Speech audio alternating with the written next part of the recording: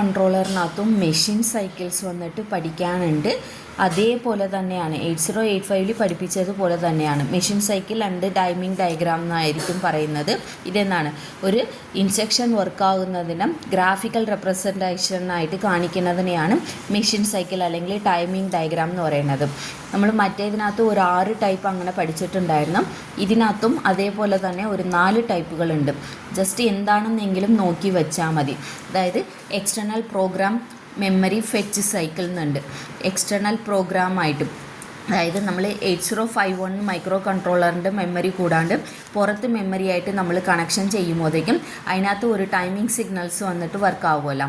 ആ ടൈമിംഗ് സിഗ്നൽസെ കുറിച്ചിട്ട് പറയുന്നതാണ് external program memory fetch cycle എന്ന് നമ്മൾ പറയുന്നത്.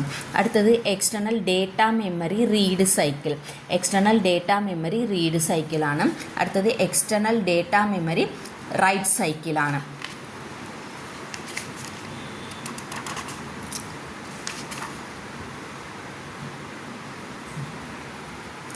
അടുത്തത് പോർട്ട് ഓപ്പറേഷൻ സൈക്കിൾ. എക്സ്റ്റേണലായിട്ട് നമ്മൾ പോർട്ടുകളൊക്കെ കണക്ഷൻസ് ചെയ്യുമ്പോഴേക്കും അതിൻ്റേതായിട്ടുള്ള സൈക്കിളുകൾ പറയുന്നതാണ് എന്നാണ് പോർട്ട് ഓപ്പറേഷൻ സൈക്കിൾ എന്ന് പറയുന്നത്. First one external program memory fetch cycle എന്ന് പറഞ്ഞു കഴിഞ്ഞാൽ നമ്മൾ എക്സ്റ്റേണൽ ആയിട്ടുള്ള ഒരു മെമ്മറിയിൽ നിന്ന് നമ്മളുടെ ഓപ്പറേഷൻ്റെ കോഡ് റീഡ് ചെയ്യുന്നതാണ് external program memory fetch cycle. അപ്പോൾ എന്താണ് പൾസ് സിഗ്നൽസ് വന്നിട്ട് കണ്ടിന്യൂസ് വരുന്നുണ്ട്. നേരത്തെ പഠിപ്പിച്ചതുപോലെ തന്നെ നെഗറ്റീവ് തൊട്ട് പോസിറ്റീവ് അങ്ങനെയായിരിക്കും പൾസുകൾ നമ്മൾ കൗണ്ടിങ് ആകുന്നത്.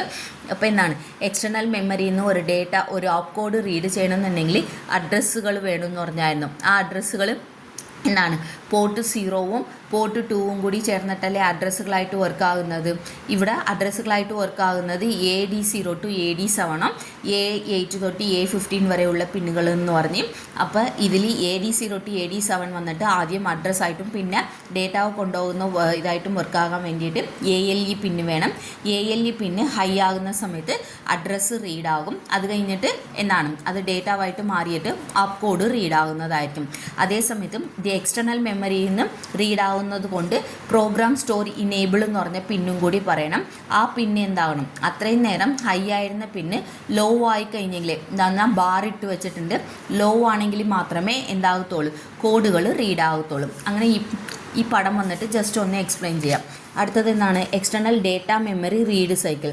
നേരത്തെ പറഞ്ഞതുപോലെ തന്നെ അഡ്രസ് പിന്നുകൾ വരും, ALE വരും. ഇതുകൂടാണ്ട് നമുക്ക് എന്താ വേണ്ടതെന്ന് പറഞ്ഞു കഴിഞ്ഞാൽ റീഡ് എന്ന് പറഞ്ഞത് കൊണ്ട് റീഡ് ഓപ്പറേഷൻ പറയണം. അപ്പോൾ ആദ്യം അഡ്രസ്സ് ലോ ബൈറ്റ് വാങ്ങിക്കും, ഹൈ ബൈറ്റ് വാങ്ങിക്കും. ലോ ബൈറ്റ് വാങ്ങുന്ന സമയത്ത് ALE പിന്നെ ഹൈ ആയിട്ട് ലോ ആകും. അത് കഴിഞ്ഞിട്ട് റീഡ് ലോ ആകുന്ന സമയത്തായിരിക്കും ഡേറ്റ വന്നിട്ട് റീഡ് ആകുന്നത്. ഇതേത് external data memory right cycle എന്ന് പറയുമ്പോൾ ഇവിടെ റീഡ് പിന്ന് നമ്മൾ യൂസ് ചെയ്യുന്ന സ്ഥലത്ത് ഇവിടെ റൈറ്റ് പിന്ന് വന്നിട്ട് യൂസ് ചെയ്യണമെന്ന് മാത്രം. ബാക്കിയെല്ലാം അതുപോലെ തന്നെ. ഇതേത് എന്താണ് അടുത്തത് പോർട്ട് സൈക്കിളാണ്. പോർട്ട് ഓപ്പറേഷൻ സൈക്കിളാണ്. പോർട്ട് ഓപ്പറേഷൻ്റെ സൈക്കിളിൻ്റെ സമയത്ത് നമ്മൾ ബാക്കിയുള്ള പോർട്ടുകളെ കുറിച്ചിട്ട് നമ്മൾ പറയണം.